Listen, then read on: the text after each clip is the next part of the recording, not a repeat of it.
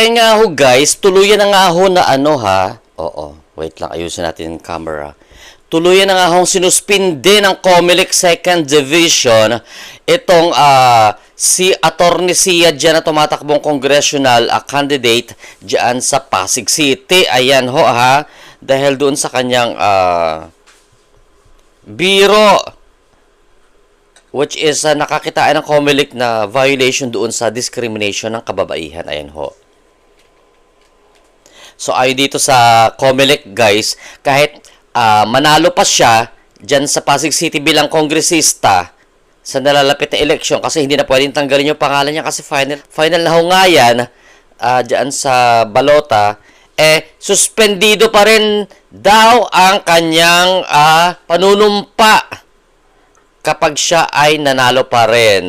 Until such time na marisolusyonan ito, dahil pwede pa naman siya mag-apila. Pwede pa siyang mag-apila until such time na madesisyonan ang apila niya dito sa inilabas na suspension ng COMELEC. Ito, pakinggan natin guys. Diniskwalipikahan ng Commission on Elections 2nd Division si Atty. Christian Sia sa kanyang kandidatura bilang kongresista ng lungsod ng Pasig. Ito na divisyon ng COMELEC na pinamunuan ni Commissioner Ray Bulay base sa naging reklamo sa sexual na pahayag ni Sia laban sa mga single mother. At ng sa naturang divisyon ng COMELEC, sa kalimang nakakuha ng pinakamalaking boto sa eleksyon sa Lunes si Sia, ay suspendido ang proklamasyon niya.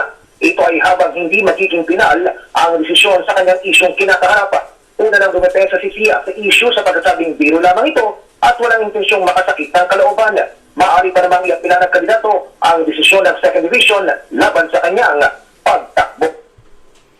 Ayun ho, kung sakali nga daw na manalo pa rin siya as kongresista dyan sa Pasig City, ang kanyang proklamasyon ay suspendido pa rin. O, ayan, ha? Until such time nga na madesisyonan ito kung siya ay mag-aapila doon sa nasabing suspension. So, maalala natin na itong si Atty. Sia nga ay nagbitaw ng biro dyan sa mga kababaihan sa kanyang kampanya. Ha? Saan na ba yun? So, hindi ko nakita. Ayun.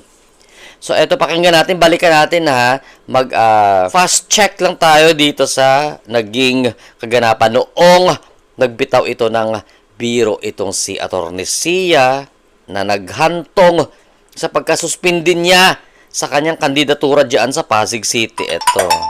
Ang mga solo parent na babaeng na nireregla pa. Nireregla talaga? Nireregla pa. At nalulungkot. Minsan sa isang taon, pwede sumiping ho sa akin. Wow, sana all.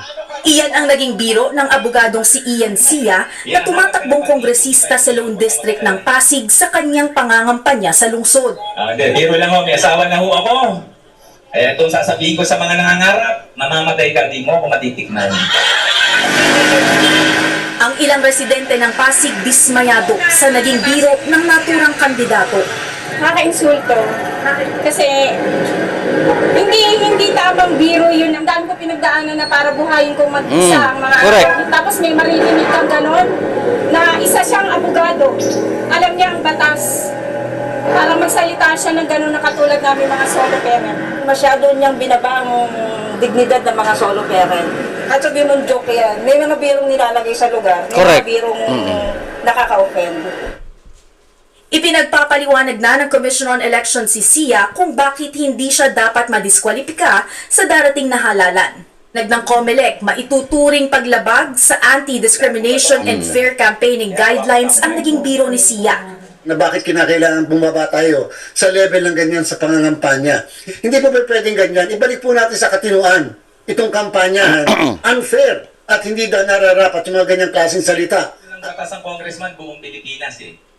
Humingi ng paumanhin si Sia at sinabing hindi niya layong hiyain at masaktan ang mga solo parents at ang mga kababaihan.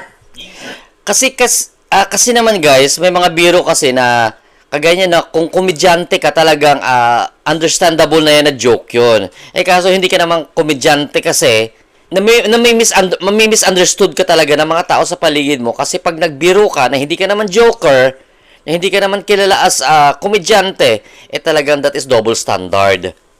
Double standard nga ba? Magkakaroon talaga ng maling connotation sa mga taong nakarinig nung kasi hindi ka kilala as joker, kundi kilala ka bilang attorney, abogado, na ang buong akala siguro nila ay ikaw ay magiging isang halimbawa dyan sa Pasig City. So, inamin naman niya na joke, to be fair, no? Pero kasi, syempre, nabitawan mo na yung salita, hindi naman dapat kasi ginagawang biro yung ganong mga siping-siping na ganyan. Kasi, bakit naman kasi sisiping yung mga single mom sa kanya? O, diba? Ginawa mo na lang, ano ka naman sa sarili mo? Barako ka ng babuyan? Ano ka alam sa sarili mo? Yung ano ba tawag doon sa baboy na yung pinapaanak yung mga babae? Di ba barako? Barako ba tawag doon, Day? Ang tawag doon? Ha? Hindi daw sure. Di ba? Ano ka sa babuyan? Ayan tuloy, nasuspended ka. O kahit dahil sa suspension ng second division ng COMELEC sa'yo, kahit pamanalo ka daw, sabi ng COMELEC, suspendido pa rin yung proklamasyon mo until such time na madesisyonan ito ng pag-apila mo, kung yan naman ay madedesisyonan ng pag-apila mo. Ayan, ha, kung mag-aapila ka, ayan. Ingat kasi sa mga, factory ng ay nako, ikaw ha,